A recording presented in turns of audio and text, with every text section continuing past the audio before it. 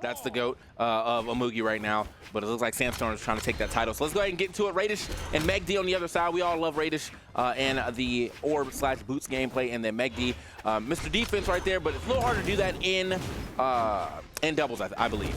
Yeah, definitely we're seeing normal team comp coming from MegD and Raydish on the other side. I am curious what Sandstorm has with this Amugi. Like, he's been playing some, I'll call them off, quote-unquote, picks here recently. Just surprising picks given his history. Like, at Platfight, he was playing King Zuva, which I was definitely not ready for, and now he's playing Amugi here, which is not just, like, a different legend for him, but a really just strange legend in general, since a lot of people don't typically pick up the Greatsword in 2s unless they're a Greatsword player like Brawlhalla. He's taken some punishment very early on. The same thing can be said for Stingray. It's a great start for the blue team as they take off the top. The neutral signature from Raydish. Can they finish up on Stingray here? He stayed low so that if the ball went right over the corner and didn't actually bounce off, that orb would not make a connection with him. Oh, okay. Actually bridging onto another person right there. Definitely try to turn it into something. Not gonna lose that stock just yet. I like the potential use of the down stick. Barely touching that wall, but he knows the limits of his own recovery. However, it doesn't matter. Raydish gonna find a way to lock that up real quick, that side air.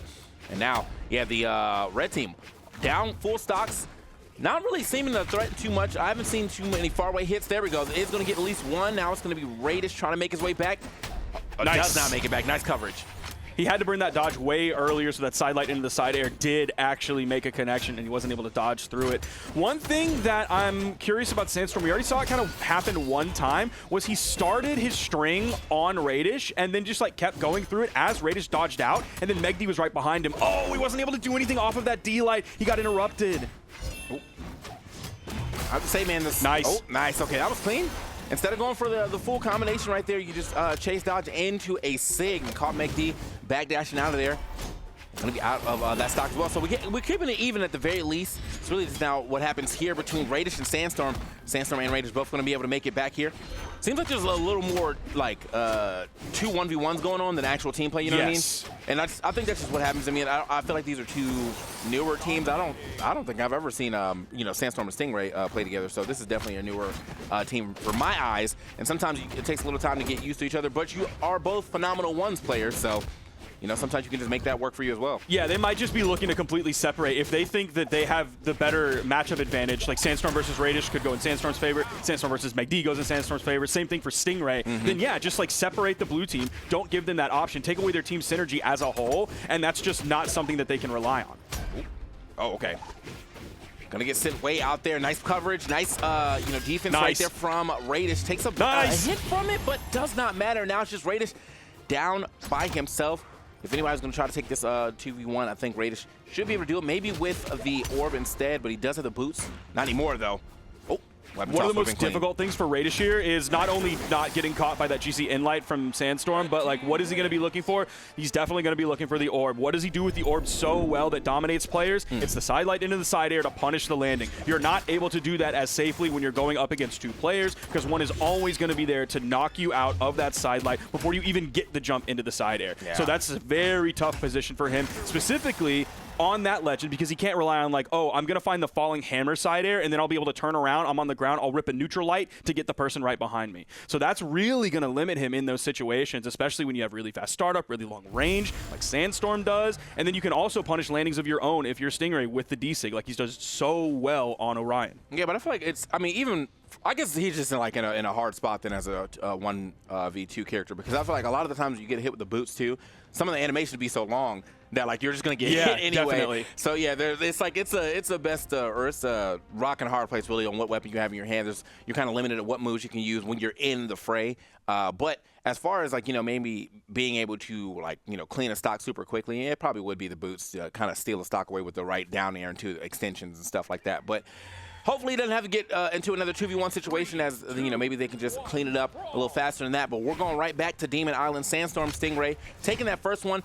Sandstorm, I didn't look at how much damage he did, but I felt like he took a bit of damage at the very beginning of the game, and I guess he kind of cleaned up near the end. Is that 475? Okay. Yeah, he did 475. He took 492, so it's not like he took a lot of damage, but that's not because he was losing his stock super early. He just didn't take a lot of damage once we got towards the latter half of the game. He just started doing the domination, while Stingray also putting out 600 441 damage, most damage in the game, by the way. So he was in the background working hard, especially hitting those D6s to clean up some stocks, or he was like starting with like the spear in light, and then Sandstorm comes through with the greatsword side signature. So yeah, like Stingray, he already took out Raydish. It's 47 or 37 seconds into the game, and he just straight up 1v1 Raydish and pushed him off of Demon Island and bullied him into the blast zone. Yeah, and that's what I was saying, man. I feel like it's not really about the teams now. It's just about like, let's get some separation going, maybe from both sides. And seems like the red side of things is kind of cleaning up this matchup a little better. So at that point in time, usually you counter that by like, if there is a situation where they're always trying to, you know, force 2 1v1s, then y'all keep breaking that. Just start a 2v1 as many times as possible to force them to actually have to play as a team. And maybe they're a little uncomfortable in that situation, but hasn't really happened so far. They've been taking this 1v1, and it has not really truly been working out too well. As oh, He's gonna make it back. Okay. That was clean, though. And that's so tough for the blue team, because when they were just in a similar situation on the left side, both of them were trying to recover back to that soft wall, but they did such a good job of splitting up and going different directions, so that it wasn't like a single easy signature or a single easy edge guard that could take out both of them and threaten both of their stocks. So I really love the way that they recovered back to the stage on the left side. Sandstorm's going to fall there, finally losing his first stock. Is Stingray? Yes, he is. Not able to get high enough to touch that wall and reset his jumps, but it's 4 stocks to 3, and that's because Raydish, you see him playing all the way over on that left wall. Ooh.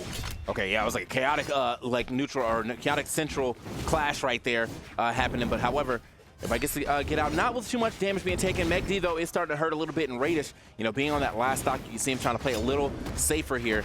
But Sandstorm is really just giving it to Raydish right now. Every time he tries to get up off the ledge, Sandstorm gets another hit. There's a side sig. I'm going to be really looking at Raydish's damage after this, because there's no way it's very high whatsoever. They have just completely bullied him out of this game. Yeah, now it's going to be all up to MegD. Did you see? I mean, Raydish, MegD even tried to go down there and save Raydish, but could not get there safely, and then also make sure that he can get back to the stage himself. Now, just on the spear, Poe goes off just to get hit with the recovery. Yeah, this is going to be a hard 2v1 to happen right now. When you have 1 stock, they have 4, and they're pretty healthy, only in the orange right now in their second stocks. It's a rough outing. They're going to keep him weapon starved, definitely. You see Sandstorm going back over onto the greatsword after swapping to another axe right before that to deny the weapon spawn. Grabs another weapon spawn. MegD has just been able to do nothing. All he could do is get away for a moment of respite before he got hit again. TK. 90 damage from Raydish? I thought no way it was going to be that low. I thought we were going to get like 200 damage. I can't look. It really was 2 digits. All right, everybody be cool. Everybody be cool. This one. Oh my gosh. Oh, man. This might be it's not a career-defining L, but it's definitely a tournament defining. Like, people will remember this. Yeah, that's gonna sit with you for a minute. Yeah. We gotta do to balance this out. You have to do 700 damage next game right now. I don't know how you're gonna do 700 damage with the weapons that you have in hand, but hey, everything's possible. Okay, everything is possible. But yeah, 90 damage. I mean, you absolutely got bullied by the GOAT right there. Like, that's all we were talking about, is how Sandstorm kept finding ways to like 1v1 Raydish. Like, I think that had to be what he said in comms. Wait, I'm slapping Raydish up, bro. Let me handle Raydish, and then and that got them the W. I mean, 4 stock win right there. Even on the 2v1, I think MegD got 1 down air, and that was it. Yeah, like that was it. And that's what's really scary about this team, or any team in general, when they're not like necessarily the follow-up team, because in order to get the follow-up, you have to get step 1. If you can't get step 1, you're not going to get step 2. But if you're a player like Sandstorm or you're a player like Stingray was the one who took Raydish's first stock. I can't remember if Sandstorm got the other 2, but the fact that like Stingray is also able to just be like, yeah, let's rip the 1v1, and I will win that 1v1, then you can never get to the follow-up phase that Raydish and MegD are looking for. That second hit, because they never find the first hit. Ooh, okay. All right, we had a swap of. All right, we're trying to get back into the mix of thing. I'm looking directly at Sandstorm hunting down Raydish. I'm looking directly at him.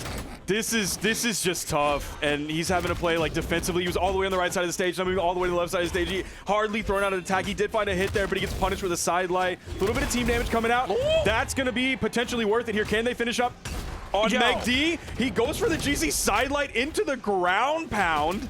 And the read on that, too, to know that, oh, yeah, he's definitely going to jump right here, right now. Instead of, like, dodge in, dodge down, nothing like that. He's like, oh, yeah, let me get this jump ground pound. It works.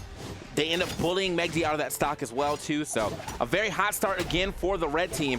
Stingray on the stage by himself, though, does manage to find his way through. That's going to be a great stock there on to Sandstorm. Now, maybe we can get the stock off of Stingray as well, though. Stingray playing quite well from the ground. Even that 2v1 situation does end up getting hit with that recovery, no. So we are at the very least at a pretty even game on stocks. Stingray's going to be coming back in, kind of camping around the soft platform, looking for a weapon spawn. Raydish steals it, but he's going to be going back to the boots. Let's see if Stinger can find a weapon here. He's just running to the right side of the stage, running to the center. Ooh. Now he grabs the lance. Okay, hold on. They're starting to come alive right here. Sandstorm starting to take some beatings right now. I see Raydish actually being able to put some hits on him. Double pick up. Oh, but hold on, we got the lance in hand though. Great recovery right outside of hit stun, so it makes a connection with Raydish. Oh, the jump side air. Didn't have enough range. Okay, can he get the KO off of this? No, the side air comes back. Stingray has plenty of room to go, and MegD and Raydish rotated over to put some work on a Sandstorm, but he gets back. All right, Raydish off the side again. Sandstorm looks like he swapped targets real quick. He's definitely willing to take the fight with MegD. Great side air right there. A little surprise side air action from Stingray. We get a recovery also from MegD. And now Stingray and MegD, the only two people on their second stock, but much healthier on the side of MegD. They might be able to actually steal this game away. Now they're playing defensively. But not necessarily out of fear. I think they're just trying to slow things down, find their way in. Because you see them kind of grouping up around one player, and then they'll kind of split off as the other red team member comes in. Yeah, like they're clearly grouping up on one another. Ooh.